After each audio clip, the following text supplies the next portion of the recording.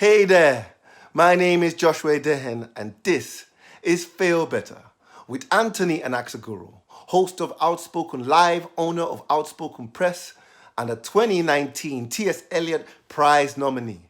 This is a weekly poetry broadcast discussing how best to use failure as a catalyst for change. And we love connecting with old and new friends alike. So we've assembled a collection of top-notch poets to entertain you for 15 minutes, followed by a 45-minute Twitter conversation using the hashtag FeelBetterPINC. That's hashtag FeelBetterPINC.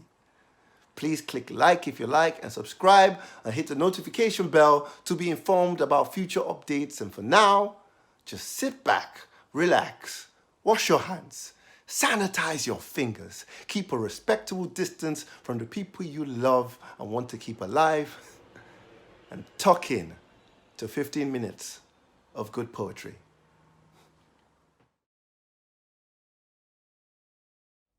Hi, my name is Anthony Anaxagorou, and I'm going to be reading a poem today to try and hopefully keep you company over dinner wherever you are, stuck in the self-isolation current lockdown that everyone is experiencing. So this poem is called Once I Had an Acceptance Speech, and it was kind of inspired by this idea of social expectations not really being where you want to be, and thinking about the implications and wrestling with trying to do good and trying to meet people's expectations and looking at how that compares or contrasts to where you are. So the poem goes like this. Driving too close to the curb, admit to being poor, stash pumpkin seeds for my kid, I hustle the Christian way, starch my shirt collars, value a strong smudge, give pigeons saintly names, I cream both my feet, recycle. Sign off emails with warm regards, double tap, hashtag vegan, heart statuses which start with I'm delighted to announce. Mornings, I struggle to decide what mood to wear. Evenings, I lay beside my aftershaves, imagining the sea. I should really have it by now, a Dyson Panasonic bread maker, a photo by the piano of a slum tour. I need the spirit of a full moon party rather than the charisma of a shed. They honk when I slow. I swear with my eyes think of real blood. Sunday comes. Dad asks, what's the plan? I knit him the only winning scratch card. I leave a candle on for destiny once. I had an acceptance speech written. Soon a staircase will rise to defeat us all. The roads have moved. When I get in, I'll sit in the shower and say it's a bath. Double tap an ultrasound pic, sip railroad water. Notification, Zank 1 started following you. Check my speed. Keep my greys in the dashboard. Slap on another Barry Manilow playlist. Wonder what the guy who put a gun to my little brother's head is doing for New Year's. Wonder if my neighbour made it through. Up ahead, a badger's hit beside a boulder. Its glare, a wooden egg. I slow for. So that's the poem.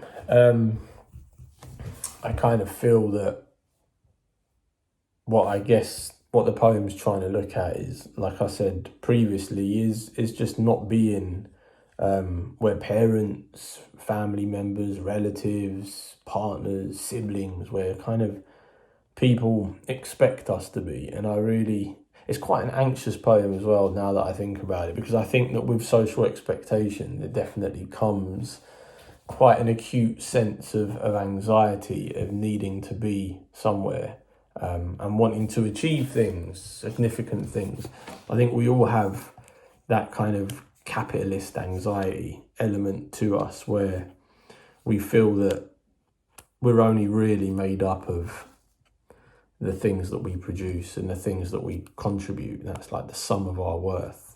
So, you know, as a poet, as a writer, someone who thinks and pays attention to the world and its rhythms, you want to try and somehow tap in to these various things, and when you feel that you're having a day where you can't do that, where you're not able to tune in, there's too much kind of noise, then I guess you definitely start feeling kind of anxious about stuff. So I think all those like allusions are made in the poem there. Well, I was kind of working around those ideas, but you know, I'm not sure how you see it. Social expectations, having pressure to produce, having pressure to just constantly be. I mean, what's interesting right now is that within this COVID period, the coronavirus, there's a whole bag of artists who I know who are talking about needing to like make work right now. And, you know, you just want to say to them, listen, it's fine to just be in the moment, but they're all thinking, oh, that this might be a book, or I can write a poem about the coronavirus and about lockdown and isolation and how this ties in with the climate change. And they're already collecting all the dots, which is fine. That's just how people's, you know, it's how your brain works. But I think we just put pressure on ourselves to constantly need to be heard or be seen or to appear as if we're part of a conversation. I think it's quite uncomfortable for people who live on the periphery to kind of be okay with that position. So, you know, you can allow yourself the next, you know, weeks, months, however long we're going to be in this situation, you can allow yourself to just be part of that confusion, to be part of the anxiety, of the uncertainty. And I mean, hopefully in our lifetime this will never happen again, but you never know. So I kind of feel that I have ideas that I want to write around even right now, but I'm resisting them, and I'm obviously keeping notes. But yeah, I think that's just another element of that whole performance, to perform, how you perform yourself, how you perform your job, your career, and the need to constantly be seen and heard. Being quiet is dangerous sometimes, particularly with all the noise social media wise. You constantly need to be having or seen to be having some kind of conversation with someone to be relevant, which is another form of social expectation. So I think, you know, what I'm talking about tonight over dinner is that it's usually quite weird, because usually with dinner you have someone to say something back, whereas this is like more of I feel like I'm monologuing at someone that I'm not sure who that person is,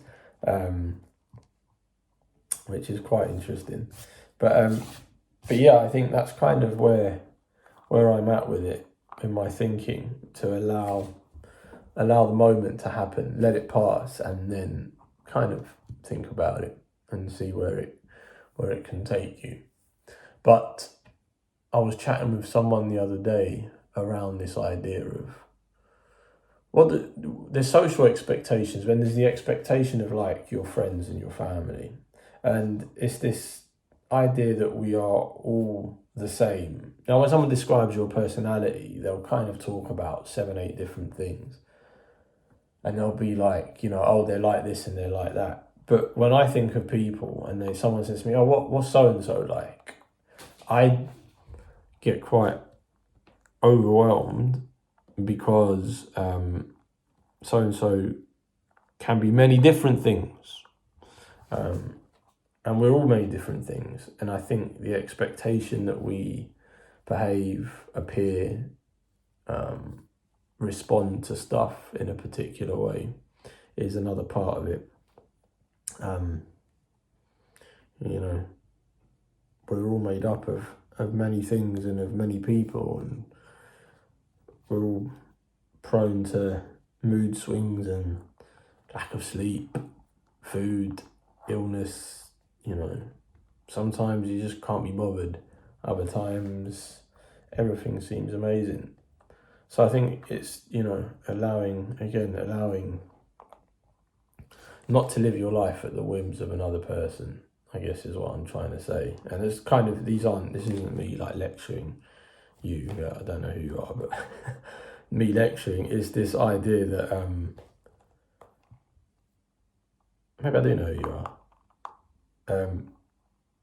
It's this idea that you just kind of,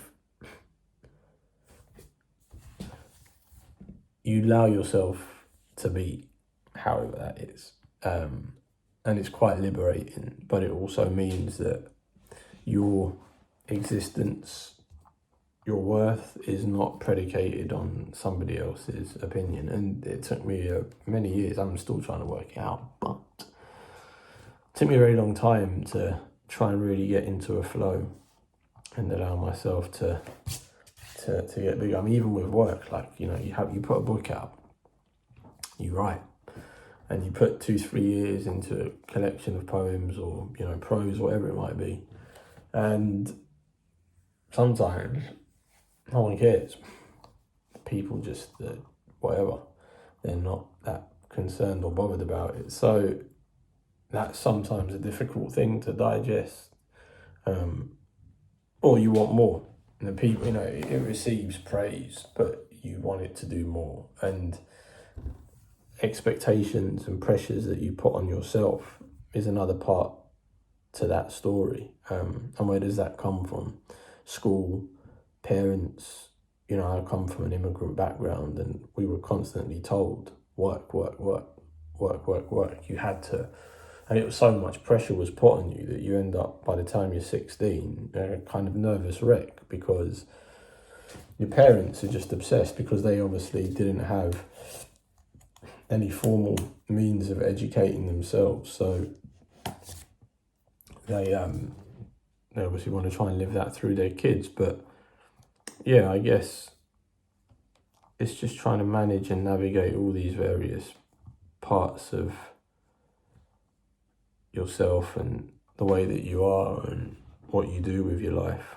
So yeah, I mean, there's not really a conclusion here. It's just some thoughts and musings on what does it mean to belong, and with that belonging, what is expected of you, what's the pact, the contract between you and the other person. Yeah, well, it's a lot to think about. I hope wherever you are, you're all right and it's not too difficult. I'm sure this will pass in the next few weeks, and we'll start to resume some kind of normality, semblance of the old life, cheeky cup of coffee on the afternoon, or all the coffee shops are closed now. I'll just hang out with some mates rather than doing everything for a screen. So yeah, well, it's been great. I've enjoyed the dinner. It's been lovely, tremendous, and I hope you're healthy and well. Take care. And that was that. Now head over to Twitter to carry on the conversation using the hashtag FailBetterPINC. Drop us a line about how failure has helped your lives in positive and negatives and general ways. Head over to our Patreon if you like what we're doing. Become a subscriber and support us. Support poetry in the city. And don't forget to like and subscribe and hit the notification bell to be informed about forthcoming episodes.